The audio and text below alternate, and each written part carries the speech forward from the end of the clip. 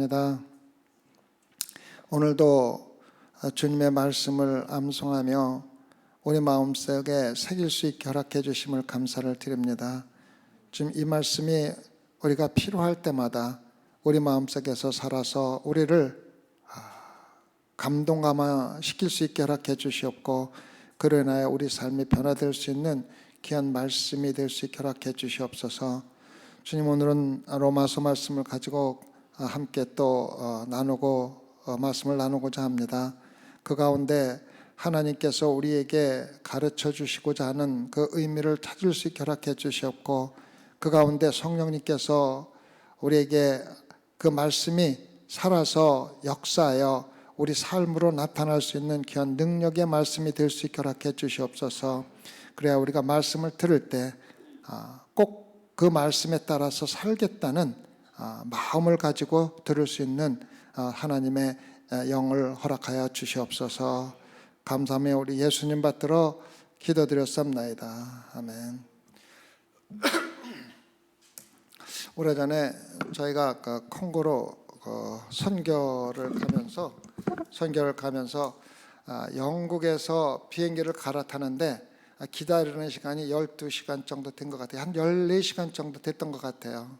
그래서 공항에 앉아가지고 우리 와이프하고 둘이 14시간을 앉아서 할 이야기도 없고 또 할 것도 없고, 그래서 같이 차를 타고 영국 시내를 나갔어요.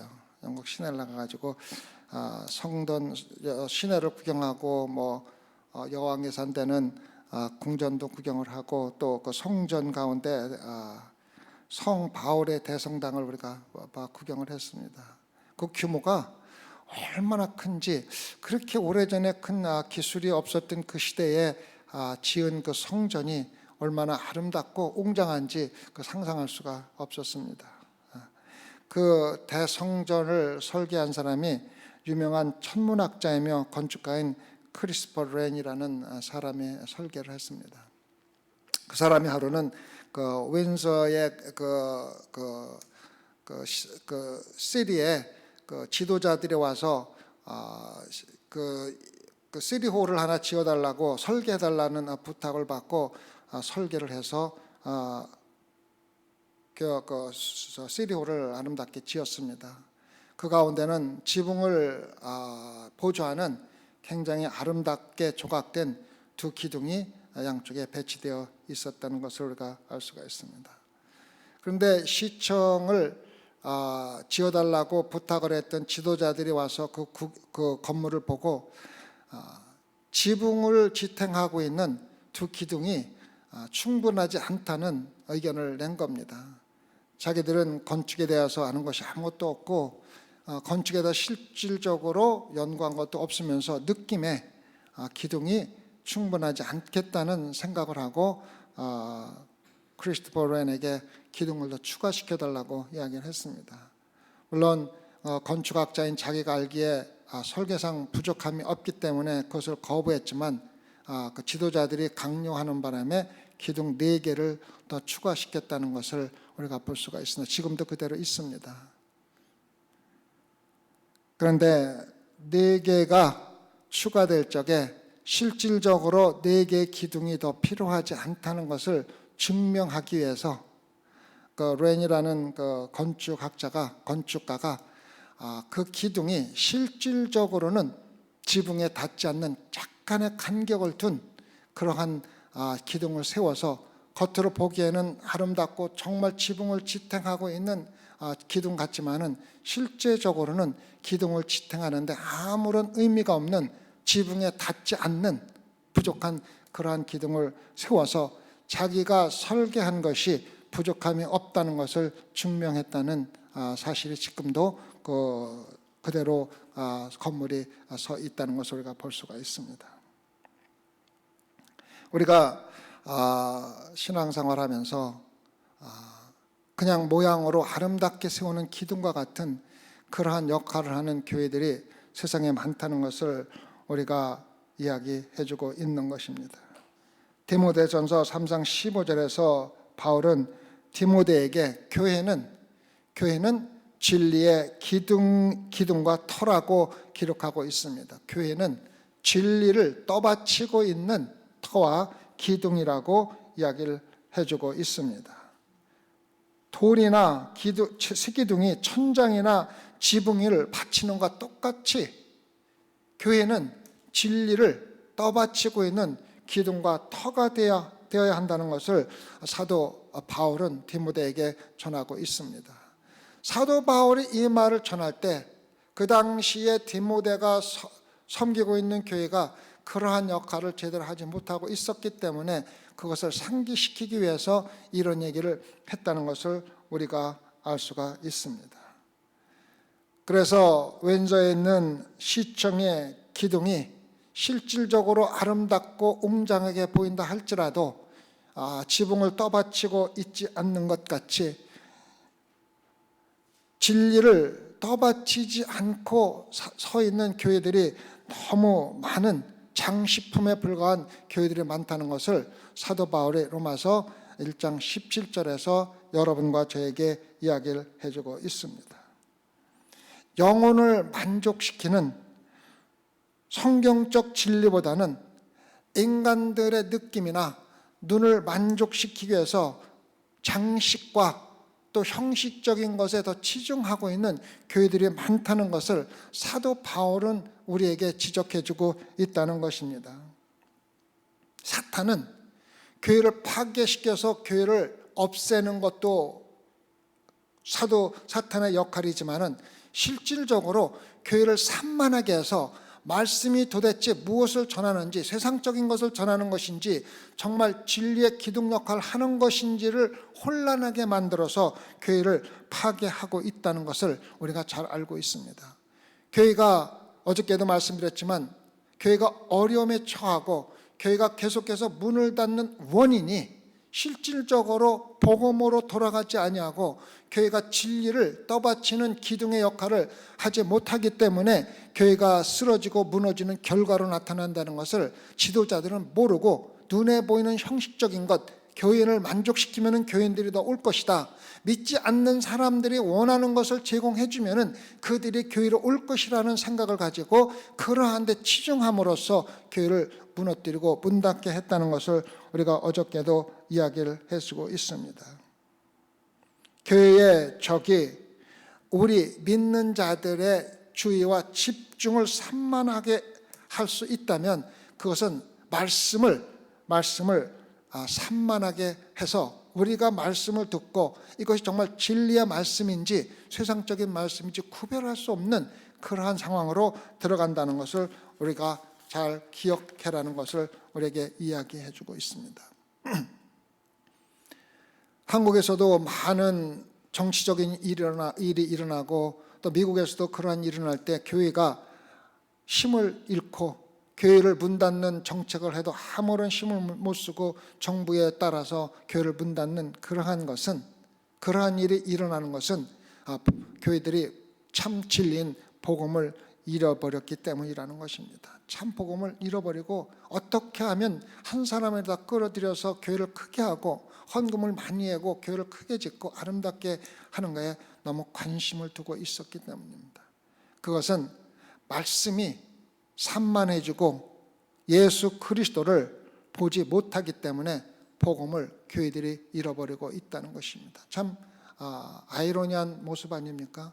복음을 전하겠다고 하나님께서 세우신 교회가 복음을 잃어버리고 세상 사람들과 조금도 다를 것이 없는 영업적인 방법으로 교회를 운영하는 교회 모습이 되었고, 사람들을 즐겁게 하는데 모든 노력과 모든 투자를 하는 교회들을 우리가 쉽게 볼 수가 있습니다. 사도 바울이 기록한 고린도후서 5장 11절과 우리가 지금 당해 있는 교회를 비교해 보시기 바랍니다. 우리가 주의 두려우심을 알므로 사람을 권하노니, 사람을 기쁘게 하기 위해서 복음을 전하는 것이 아니라 하나님이 얼마나 두려우신 분임을 알므로 사람을 권하노니, 우리가 하나님 앞에 알리워졌고 또 너희 양심에도 알리워졌기를 바라노라. 사도 바로 이야기해주고 있지 않습니까? 유명한 목사님은 자기가 올 한 해를 어떻게 교회를 세워나갈 것인가를 갖다가 계획하는 가운데서, 결심하는 가운데서 다음과 같은 말을 실질적으로 기록한 것을 제가 읽은 적이 있습니다. 이 교회 목사님은 대단히 큰 교회 목사님이며 유명한 목사님 중에 하나입니다. 나는 긴 설교를 준비하면서 시간을 낭비하는 것보다 짧은 설교를 준비하는데 더 많은 시간을 보낼 것입니다. 사람들이 정오 이전에 교회를 나갈 수만 있다면 형편없는 신학적인 설교도 용서할 수 있다는 것을 발견했기 때문입니다. 설교가 길지만 않다면 설교 내용이 실질적으로 성경 말씀에 근거한 신학적으로 잘못됐다 할지라도 사람들은 상관하지 않는다는 것입니다. 중요한 것은 진실, 즉 천장을 실질적으로 떠받칠 수 있는 진실보다는 점심시간 전에 사람들이 나가서 나는 오늘 예배를 마쳤고 내가 천국 갈 티켓을 받았기 때문에 이제 기쁘고 즐거운 마음으로 나가서 점심 식사를 할 수 있게 해주는 것이 사람들을 교회에 모으는데 더 도움이 된다는 것을 이야기해 주는 것입니다. 문제는 이렇게 말씀하시고 이렇게 생각하는 사람들이 이 목사님뿐만 아니라 너무나 많은 목사님들이 똑같은 생각을 하고, 미국에 보면은 전부 다 교회가 정오에 끝나고 교인들로 식당이 붐비는, 일요일 점심이 교인들로 붐비는 그러한 식당들이 많다는 것을 알고 있지 않습니까? 심지어는 식당이 문 닫고 싶지만은, 일요일날 문을 닫고 쉬고 싶지만은 교인들이 너무 많이 몰려오기 때문에 그 손님을 잃어버리기 싫어서 문을 여는 식당도 얼마나 많이 있습니까? 수천 개의 교회들이 실질적으로 믿지 않는 사람들이 원하는 것이 무엇인지를 조사해서 그것을 맞춰주기 위해서, 그것을 이루어주기 위해서 그 사람들에게 약속을 합니다. 너희들이 교회 나오면 너희들이 원하는 대로 해주겠다고 약속을 하고 그 사람들을 교회로 불러들이는 것이 현실 아닙니까? 그것이 아무렇게나 차려입고 교회에 오는 것이라면 너희들이 아무렇게나 입고 와도 상관없이 해주겠다. 그것이 정말 교회 와서 스타벅스의 커피를 마시는 거라면 공짜로 모든 커피를 너희들에게 주겠다. 교회 오기만 해라. 그것이 설교를 짧게 하고 너희들이 천국 갈 수 있는 티켓을 받고 즐겁게 나가서 점심을 먹게 하는 것이라면 내가 설교를 짧게 하는데 아무런 문제가 없다. 설교 가운데 여러분들의 마음을 불편하게 하는 거룩함이라든가 아니면은 심판이나 지옥에 대해서 이야기하지 않고 어떻게 하면 행복한 가정을 꾸리고 어떻게 하면 내가 재정적으로 넉넉하게 하고 내 자신에 대해서 어떻게 좋은 느낌을 받을 수 있는가, 설교가 나한테 그러한 조언을 줄 수가 있다면은, 내가 교회에 오겠다면은 내가 그러한 설교를 하겠다는 것입니다. 사람들이 원하는 것을 제공하는 교회를 소비자 중심의 교회라고 합니다. 교회의 예배에 참석하는 자들이 주인이고 하나님은 교회에서 사라져버리고 없다는 것입니다. 그래서 많은 교회들이 성령에 대해서는 언급하지 않는 이유가 하나님을 교회에서 빼버리기 때문이라는 것입니다. 성령은 삼위일체 하나님이시며 오순절날 성령이 임하심으로부터 교회가 시작되었고, 성령의 능력으로 베드로가 설교를 할 때 3,000명이나 되는 사람들이 예수 그리스도를 영접했음에도 불구하고 교회에서 성령을 빼고 능력이 없는 교회를 이끌어 나가고 있는 것입니다. 제가 이번에 아프리카에 가갖고 목회자들에게, 또 신학교를 졸업하는 미래의 목회자들에게 성령에 대해서 강의를 했을 적에 폭발적인 반응을 받았습니다. 지금까지 자기들이 성령에 대해서 신학교를 4년 다니면서도 성령에 대해서 정확하게 가르쳐 준 사람도 없고 과목도 없다는 겁니다. 그런데 거기에 대해서 창세기부터 요한계시록까지 성령에 대해서 종합적으로 정리를 해서 가르쳐 주면서 목회자들이라든가 미래 목회자들이 얼마나 거기에 대해서 다른 생각을 하게 되었는지를 제가 피부로 느끼고 그 사람들과 이야기를 한 적이 있습니다. 복음은 지지되지 않고 어떻게 하면은 예배 참석하는 소비자들을 만족하게 할 수 있는가에 집중을 하는 교회들이 대부분 아닙니까? 바울이 디모데에게 교회가 진리의 기둥이 되도록 설계했다고 말했지만은 오늘날 교회들은 기둥이 천장에 닿지 않고 있다는 것입니다. 여러분들 주변의 교회, 특히 한국에 가서 큰 교회라고 가서 보면은 그 교회의 화려함이나 정말로 건물이나 안에 들어간 시설들이 정말로 웅장하기가 말할 수 없이 아름다워 보이지만은 실질적으로 교회가 떠받쳐야 하는 기둥에 닿지 못하고 중간에 멈춰 있다는 것을 우리가 알 수가 있습니다. 그래서 교회에서 전해야 되는 복음의 진리가 금이 가기 시작했고 교회는 능력을 잃어버리고 인간의 능력으로, 인간의 힘으로만 교회를 운영하고 있기 때문에 유명한 목사를 초청하는 데 혈안이 되어 있고, 또 유명한 오케스트라나 엄청난 음악을 통해서 또 유명한 가수들을 1,000만 원, 10,000불이라는, 한 번 와서 노래하는데 만불이라는 엄청난 돈을 들여서 초대를 하고 공연을 하고 있는 모습이 교회들 모습 아닙니까? 저는 깜짝 놀랐습니다. 어떻게 교회에서 유명한 가수 하나, 복음 가수라고는 하지만은 불러서 노래 한번 시키고, 물론 1시간 정도 하겠지만은 시키고 10,000불이라는 거금을 들여서 복음을 그런 사람에게 주는지 깜짝 놀랐습니다.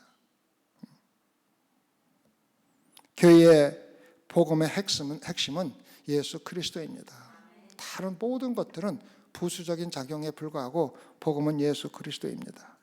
오늘 로마서 1장 16절과 17절을 다시 한번 읽어보면, 내가 복음을 부끄러워하지 아니하노니 이 복음은 모든 믿는 자에게 구원을 주시는 하나님의 능력이 됩니다. 복음에는 하나님의 능력이 반드시 있어야 됩니다. 인간의 능력이 아니라 하나님의 능력은 성령입니다. 능력이 있어야 됩니다. 첫째는 유대인에게요, 또한 헬레인에게로다. 복음에는 하나님의 의가 나타나서 믿음으로 믿음에 이르게 하나니 기록된 바 오직 의인은 믿음으로 말미암아 살리라 함과 같으니라. 이 두 구절에는 정말 신앙적인 단어가 나옵니다. 능력이라는 단어가 나오고, 하나님이라는 단어가 나오고, 구원이라는 단어, 의라는 단어, 정의라는 단어, 삶, 믿음이라는 단어가 나옵니다. 그런데 그 단어 가운데서 예수 그리스도라는 단어를 빼버리면은 그 단어들이 의미하는 것은 아무것도 없다는 것을 우리가 알아야 합니다.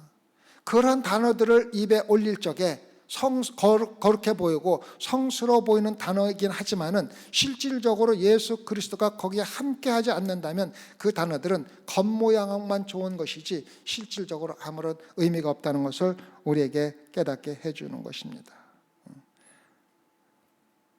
복음에는 하나님의 의가 나타나서 믿음으로 믿음에 이르게 하나니, 여기서 나타난다는 말은 가려져 있던 베일을 벗겨서 보여준다는 것입니다. 베일을 들어 올린다는 의미가 들어 있다는 것입니다. 하나님의 의는 한때 신비로 가려져 있었습니다. 예수 그리스도가 십자가에서 돌아가시기 전까지는 하나님을 알 수도 없었고, 하나님을 직접 볼 수도 없었고, 우리가 하나님이 나타나실 때 우리는 죽는 것을 의미하는 그러한 신비에 가려져 있던 것이 하나님입니다. 두꺼운 회장이 인간과 하나님이 거하는 지성소를 가리고 있었기 때문입니다. 그러나 복음, 즉 예수 그리스도의 죽음과 장사 지냄과 부활이 그 회장을 완전히 벗겨서 나타나게 했다는 것입니다. 그래서 하나님의 의가, 그 당시 하나님의 의를 대면하는 죽음을 의미했던 하나님의 의가 지금은 우리에게 나타났다는 것입니다. 그래서 예수님께서 십자가에 돌아가시면서 다 이루었다고 말씀하실 때 성수의 시장이 둘로 갈라지면서 하나님의 의가 우리에게도 나타났기 때문에 우리가 하나님의 의 가운데서 살아갈 수가 있다는 것입니다. 마치 하나님께서 보이지 않는 손으로 가려져 있던 시장을 들어 올리신 것 똑같은 모습으로 하나님의 의가 여러분과 저에게 나타났다는 것입니다. 복음은 예수 그리스도를 통하여 하나님의 의가 여러분과 저에게 나타나는 것을 의미합니다. 하나님이 누구이며 하나님이 무엇을 하시며 하나님께서 왜 어떻게 우리를 구원하시는가를 직접 보여주신 모습이 바로 하나님의 의가 나타났다는 의미로 나타나는 것입니다. 바울은 고린도후서 4장 6절에서 어두운 데서 빛이 비추리라 하시던 그 하나님께서 예수 그리스도의 얼굴에 있는 하나님의 영광을 아는 빛을 우리 마음에 비추셨느니라. 휘장이 걷어지면서 예수 그리스도의 얼굴로 말미암아, 다시 말하면 예수 그리스도의 십자가의 보혈의 피로 인하여 하나님의 온전한 의를 계시받은 것이 바로 믿는 성도들에게 주어진 하나님의 모습입니다. 바울은 17절에서 복음에는 하나님의 의가 나타난다고 그랬습니다. 하나님의 의는 사람의 의와 전혀 다른 것입니다. 우리가 세상에 살다 보면은, 또 역사를 계속해서 살펴보면은 이 세상에서 의롭게 살다가 죽은 사람이 참으로 많습니다. 또 그 사람들을 세상은 의인처럼 대접하고 영웅처럼 대접을 하는 것이 또한 사실입니다. 우리는 이순신 장군이 우리나라를 위해서 싸우셨고 일본을 되게 싸운 그걸 위해서 영웅으로 대접하며 이순신 장군의 의를 우리가 찬양하는 것을 볼 수가 있습니다. 또 많은 사람들이 자기를 희생해서 선을 베풀고 사람들로부터 의인이라는 말을 듣는 것을 많이 볼 수가 있습니다. 그것은 사람의 의입니다. 선한 행동으로 사람들로부터 의롭다, 또 의인이라고 칭송을 받는 것은 인간의 의지 하나님의 의는 아닙니다.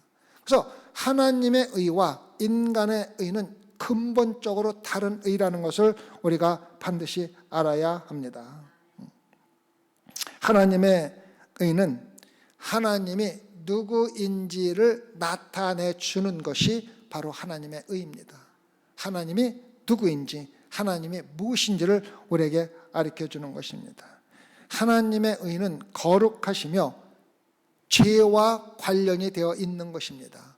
죄가 하나도 없는 것을 하나님의 의라고 이야기합니다. 그러나 인간들이 이야기하는 의는 그러한 죄에 관련이 된 것이 아니라 그 사람이 얼마나 훌륭하고 위대한 일을 했느냐에 따라서 그 사람을 의롭다 칭하는 것을 우리가 볼 수가 있습니다. 그래서 우리는 단 한 푼이라도, 단 한 치라도 하나님의 의를 우리 스스로 가질 수가 없다는 것을 우리가 알아야 합니다. 로마서 3장 9절과 10절을 한번 보실까요? 로마서 3장 9절과 10절입니다. 그러면 어떠하뇨? 우리는 나으뇨? 결코 아니라 유대인이나 헬라인이나 다 죄 아래 있다고 우리가 이미 선언하였느니라. 기록한 바 의인은 없나니 하나도 없으며. 의인은 하나도. 여기서 의인은 바로 하나님의 의를 이야기하는 것입니다. 우리는 하나님의 의를 절대로 가질 수가 없다는 것. 또 하나님의 의와 인간의 의는 전혀 근본적으로 다르다는 것을 우리에게 이야기해 주고 있습니다. 그래서 의는, 하나님의 의는 하나님의 모습일 뿐만 아니라 하나님이 소유하고 계신 것입니다. 하나님의 의를 소유하고 계신 분은 하나님뿐이며 인간은 절대로 하나님의 의를 소유할 수가 없다는 것입니다. 그래서 하나님이 로마서 1장 17절에 얘기하는 의는 하나님의 의이며 우리에게는 전혀 없는 의라는 것을 우리가 알고 말씀을 시작해야 한다는 것을 우리에게 이야기해 주고 있습니다. 이사야서 64장 6절을 보면은 이렇게 이야기하고 있습니다. 이사야서 64장 6절입니다. 대저 우리는 다 부정한 자 같아서 우리의 의는 다 더러운 옷 같으며 우리는 다 쇠폐함이 잎사귀 같으므로 우리의 죄악이 바람같이 우리를 몰아가나니라. 우리가 의롭다 하는 모든 것들은 하나님이 보시기에 쇠폐하고 잎사귀 같아서 지하고로 바람과 다 날아간다고 이야기하고 있습니다. 로마서 3장 23절에서도 똑같은 이야기를 하고 있습니다. 로마서 3장 23절입니다. 모든 사람이 죄를 범하였음에 하나님의 영광에 이르지 못하더니. 의는 하나님만이 소유하고 계신 것입니다.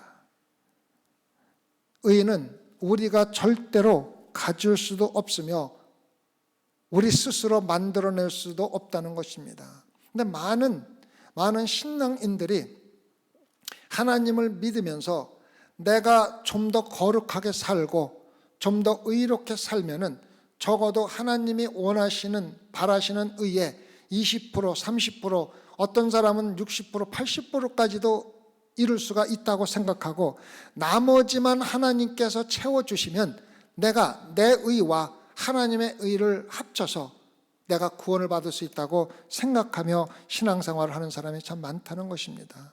실질적으로 그 사람들이 그렇게 이야기하고 있지는 않지만은 신앙생활하면서 살아가는 모습을 보면은 그 사람들이 마치 하나님의 의를 어느 정도 이룬 것 같이 가지고 있는 것 같이 살아가며 부족한 것만 하나님께 채워주시면 내가 하나님 앞 심판대에서 조금도 부끄러움 없이 구원을 받을 수 있다고 생각하는 사람들이 많이 있다는 것입니다.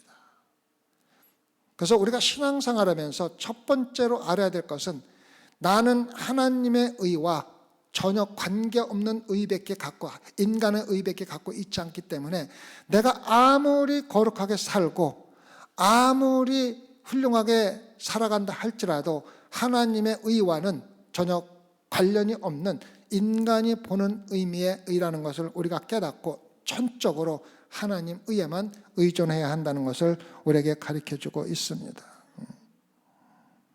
자신의 죄를 알고 사람을 만족시키거나 평안을 갖다 줄 수 없는 것이 하나님의 복음입니다. 우리 죄성을 아는 인간들이 전혀 죄가 없는 하나님의 의에 가까이 간다는 것은 또 어느 정도 그 의를 이룰 수 있고 가질 수 있다고 생각하는 것은 절대로 잘못됐다는 것을 우리에게 다시 한번 이야기해 줍니다. 우리는 절대적으로 무익한 인간이라는 것을 우리에게 이야기해 주고 있습니다.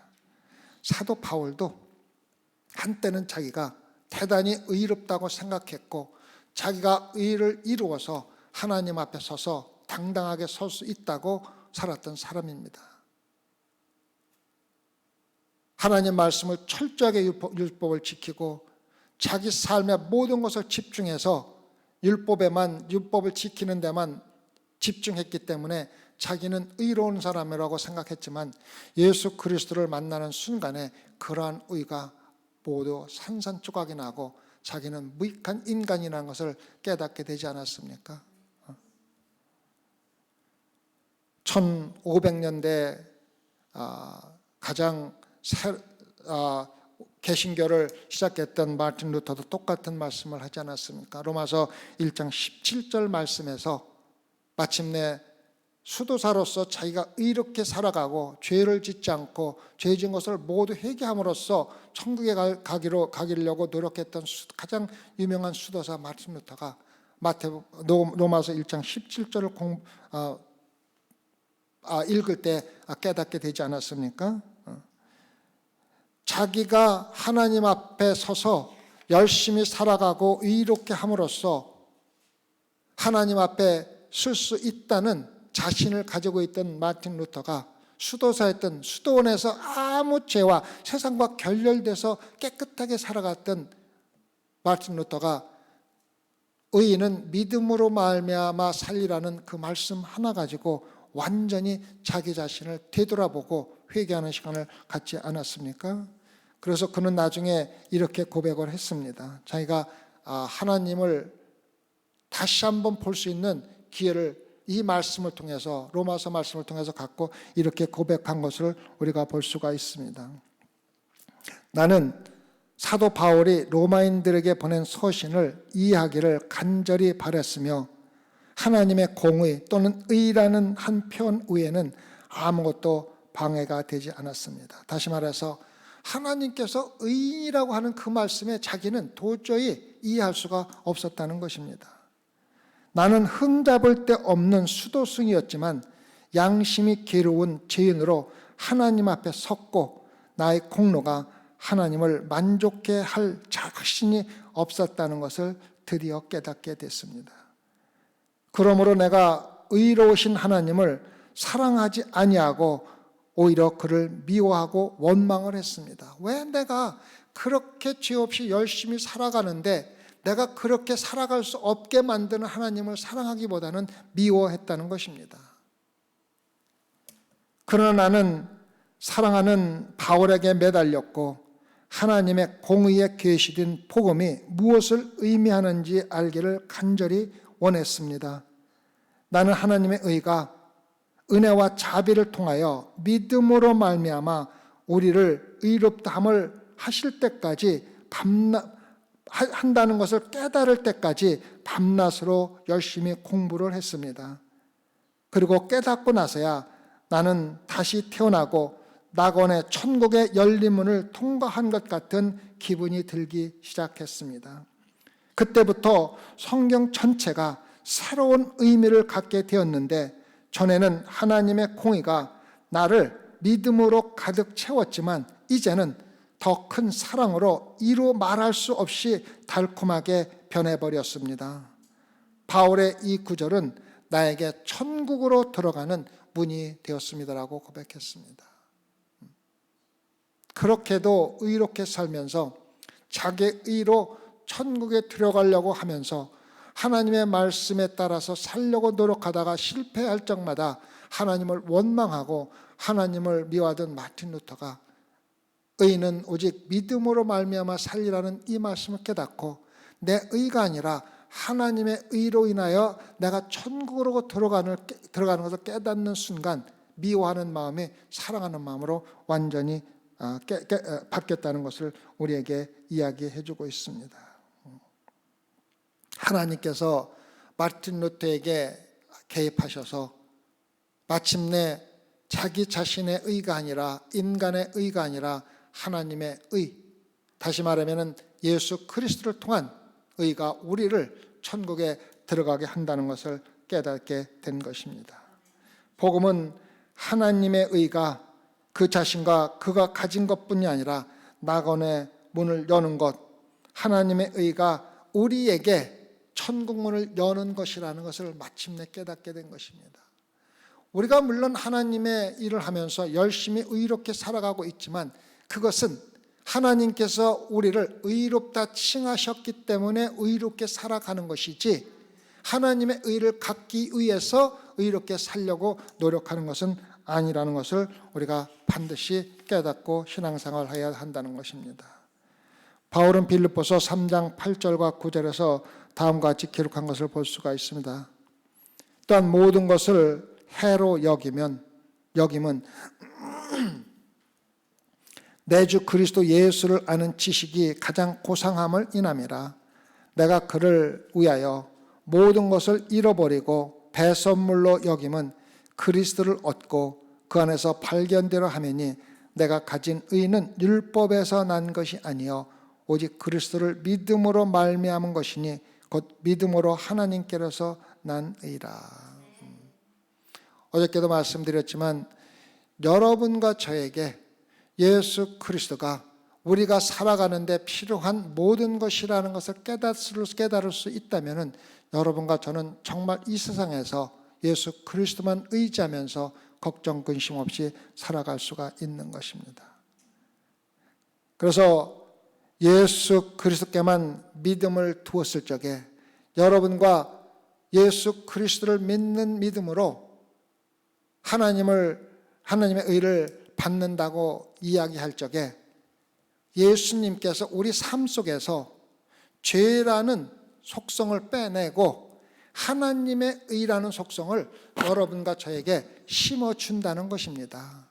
그래서 예수 그리스도를 통해서 구원받은 사람들은 죄성인 아담의 속성을 잃어버리고 하나님께서 빼어버리고 예수 그리스도의 거룩한 의가 심어졌기 때문에 우리가 살아가면서 의롭게 살아갈 수 있게 만들어주며 그 삶을 인도하는 분이 바로 성령이라는 것을 우리에게 이야기해 주고 있습니다.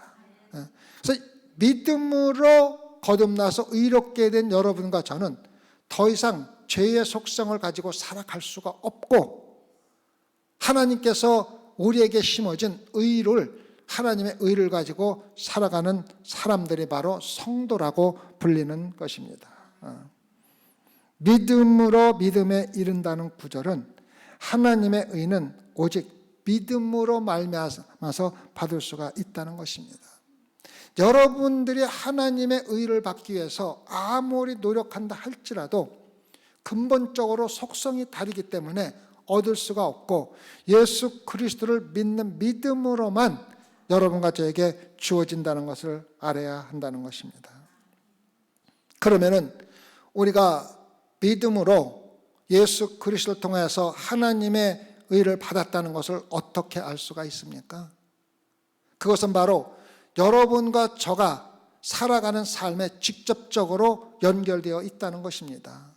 그래서 여러분들이 내가 예수 그리스도를 믿는 믿음으로 하나님의 의를 받았다고 고백할 때 그 고백이 삶으로 나타나서 바로 내가 진정으로 예수 그리스도를 믿는 믿음으로 하나님의 의를 받았다는 것을 나타내면서 살아가는 것이 신앙생활이라는 것입니다.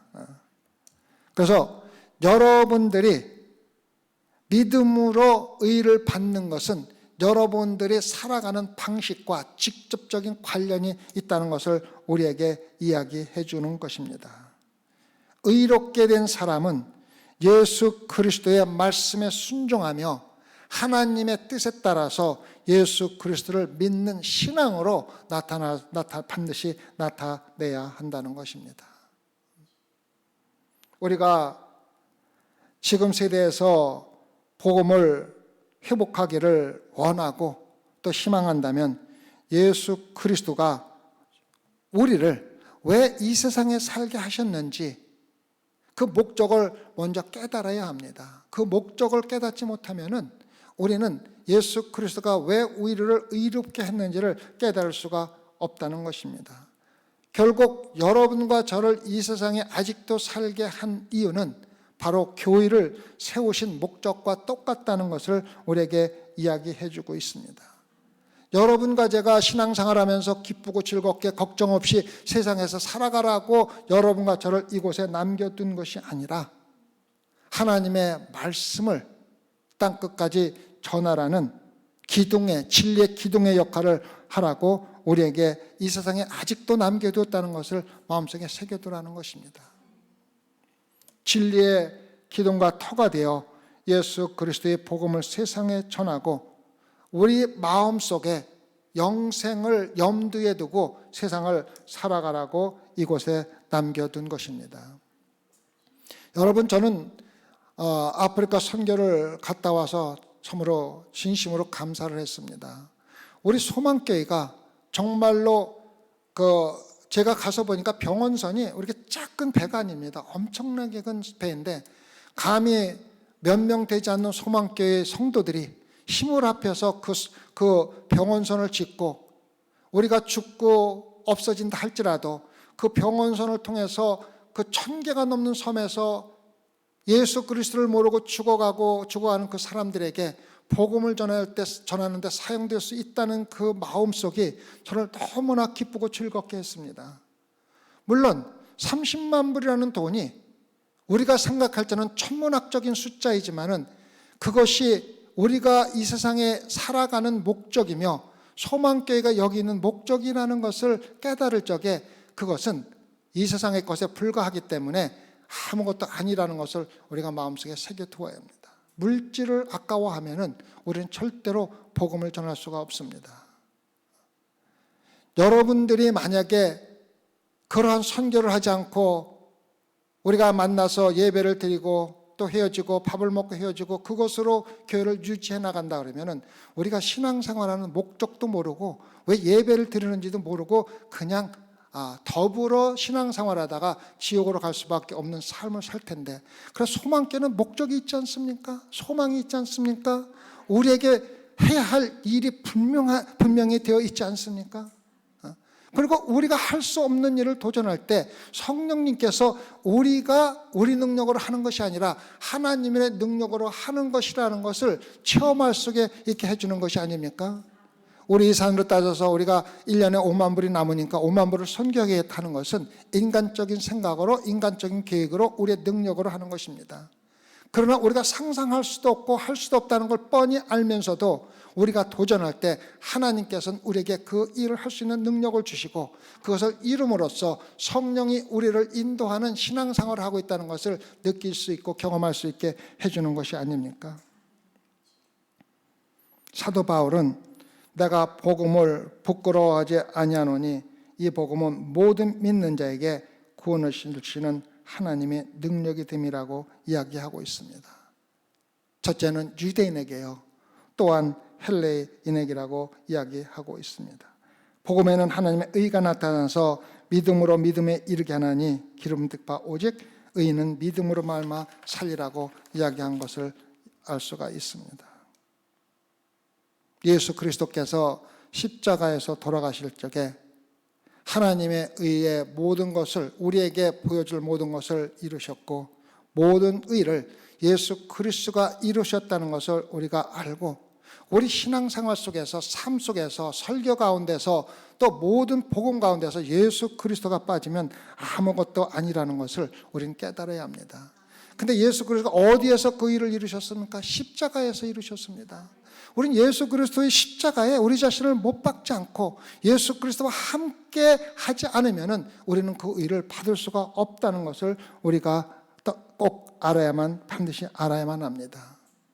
히브리서 11장 4절을 보면은, 히브리서 11장 4절을 보면은 믿음으로 아벨은 가인보다 더 나은 제사를 하나님께 드림으로 의로운 자라 하시는 증거를 얻었으니 하나님이 그 예물에 대하여 증거하심이라.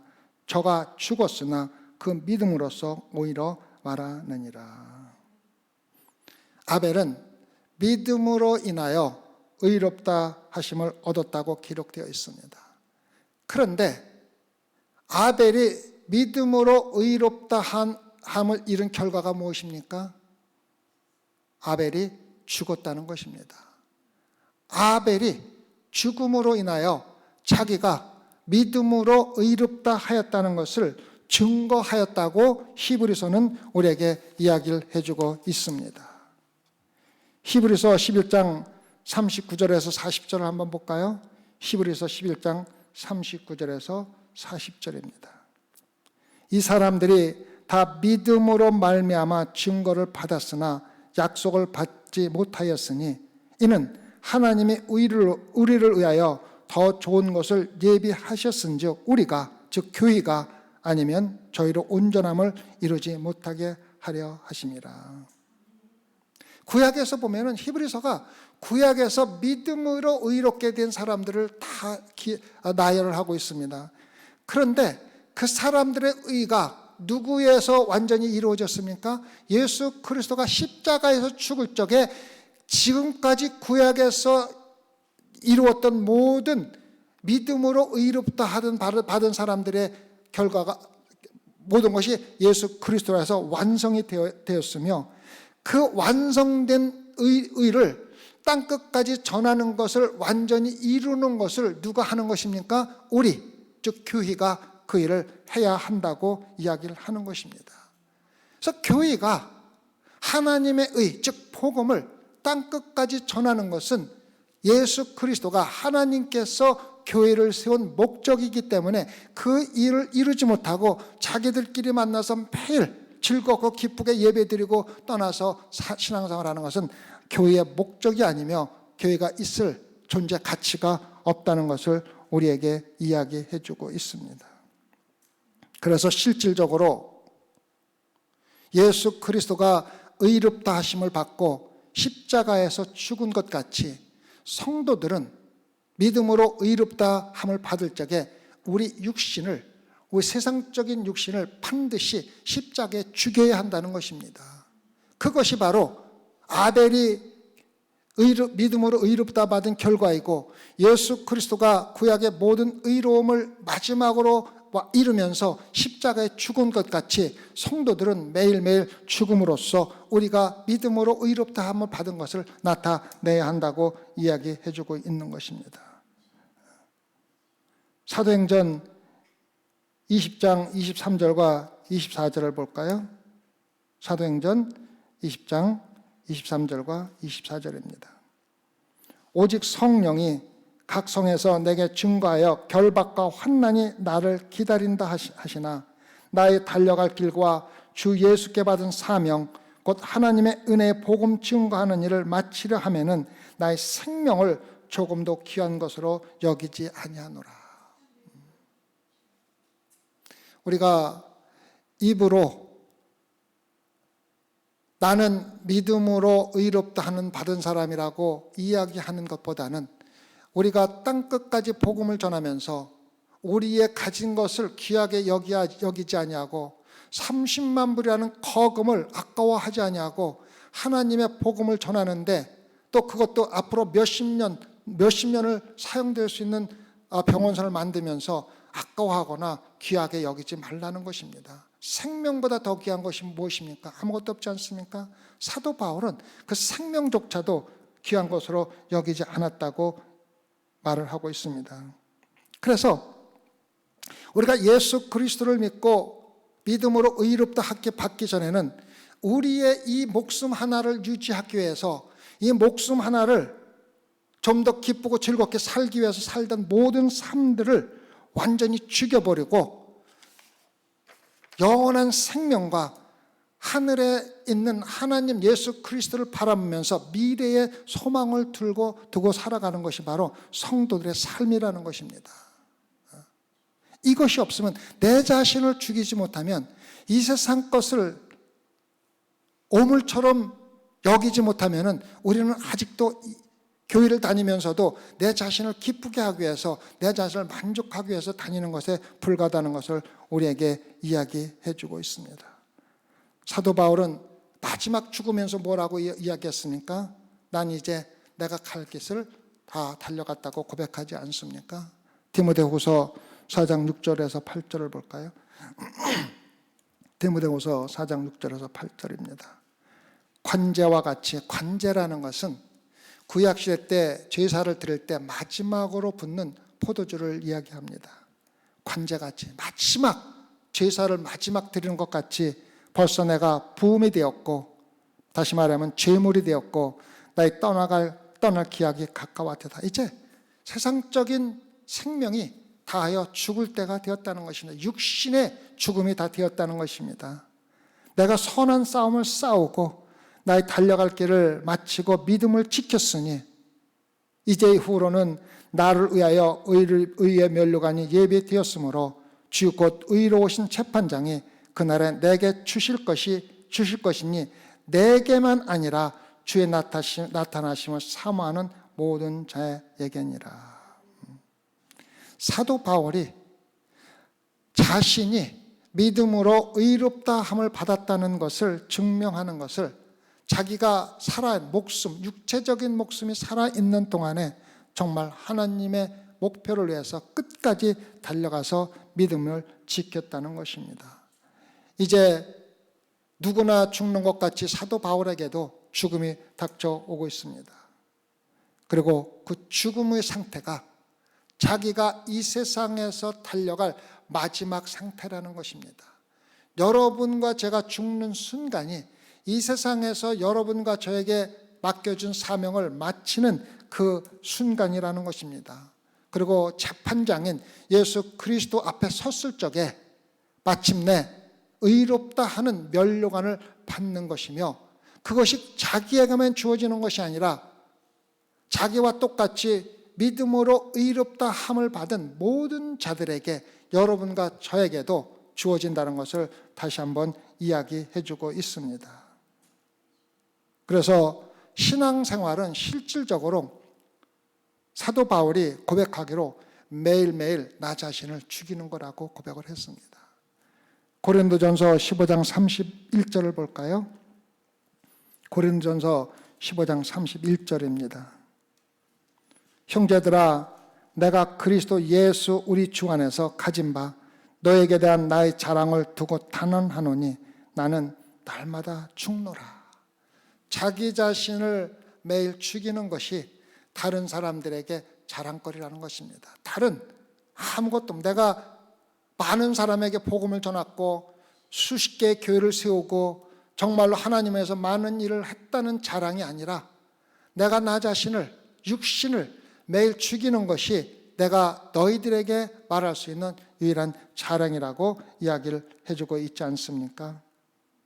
예수님이 증인이 되어 땅끝까지 이르러 증인의 삶을 살던 바울이, 달려갈 길을 열심히 달리던 바울이 매일매일의 삶은, 그 믿음을 지킬 수 있었던 유일한 방법은 매일매일 자신을 죽이고 있었기 때문에 믿음을 끝까지 지켰다는 것을 우리에게 이야기해 주고 있습니다. 마태복음 5장 10절에 의를 위하여 핍박을 받은다는 복이 있나니 천국이 저희 것임이라고 이야기해 주고 있습니다. 그렇지 않습니까? 우리는 예수님을 팔아먹은 가룟 유다를 잘 알고 있습니다. 가룟 유다가 예수님을 팔아먹은 대가로 30냥의 은을 받은 것을 우리가 잘 기억을 하고 있습니다. 그런데 마침내 가룟 유다가 예수 그리스도가 구세주라는 것을 깨닫게 됐고 자기가 받은 30냥을 제사장들에게 다시 돌려주었지만 거룩하지 못한 제물이라고 제사장들은 그것을 팔아서 투기장에 밭을 사서 나그네들을 위한 무덤을 만든 것을 여러분들이 기억하고 있을 것입니다. 그래서 예수 그리스도의 핏값으로 받은 은 30냥이 나그네들이 죽으면 묻는 묘지를 사는데 사용됐다는 것을 여러분과 저는 잘 알고 있습니다. 그런데 실질적으로 성경은 믿는 자들, 예수 그리스도를 따르는 자들을 뭐라고 부릅니까? 나그네라고 부릅니다. 히브리서 11장 13절을 볼까요? 히브리서 11장 13절. 이 사람들은 다 믿음을 따라 죽었으며 약속을 받지 못하였으되 그것들을 멀리서 보고 환영하며 또 땅에서는 외국인과 나그네로라 증거하였으니, 자신이 나그네라고 증거를 하고 살은, 이 땅은 우리들의 땅이 아니라 하나님이 선물해 주신 하나님에 의해 믿음에 이르게 되었는데, 믿음의 선진들을 가리켜서 히브리서 11장은 나그네라고 합니다. 그 말은 여러분과 저가 똑같이 믿는 성도로서 나그네라는 것입니다. 베드로전서 1장 17절을 볼까요? 베드로전서 1장 17절입니다. 외모로 보시지 않고 각 사람의 행위대로 판단하시는 자를 너희가 아버지라 부른즉 너희의 나그네로 있을 때를 두려움으로 지내라. 너희가 나그네로 지낼 때, 믿음으로 살면서 나그네라고 이야기하는 것을 우리가 볼 수가 있습니다. 베드로는 교회를 일컬어 나그네들이 모인 곳이라고 이야기를 하고 있습니다. 예수님의 핏값으로 나그네들이 묻히는 무덤을 사는데 사용된 것 같이 성도들, 즉 나그네로 살아가는 사람들이 죽어가는 곳이 바로 교회라는 의미로 사용되었다는 것입니다. 사도행전 20장 28절을 볼까요? 사도행전 20장 28절. 너희는 자기를 위하여 또는 온 양떼를 위하여 삼가라. 성령이 저들 가운데 너희로 감독자를 삼고 하나님이 자기 피로 사신 교회를 치게 하셨느니라. 교회가 뭡니까? 예수 그리스도의 피로 값주고 산 게 교회입니다. 누가 모이는 곳입니까? 믿는 자들, 나그네들이 모이는 것입니다. 그래서 교회는 실질적으로 나그네로 살아가는 모든 성도들이 모여서 자기 육적인 욕심을 버리고 정욕을 죽이고 세상 것을 죽이고 완전히 내 자신을 죽이는 곳이 바로 교회입니다. 교회에 와서 잘난 척하고 살아있는 사람들은 아직도 교회가 무엇을 요구하는 것인지, 무엇을 하는 것이 전혀 모르고 신앙생활하는 사람들이라는 것입니다.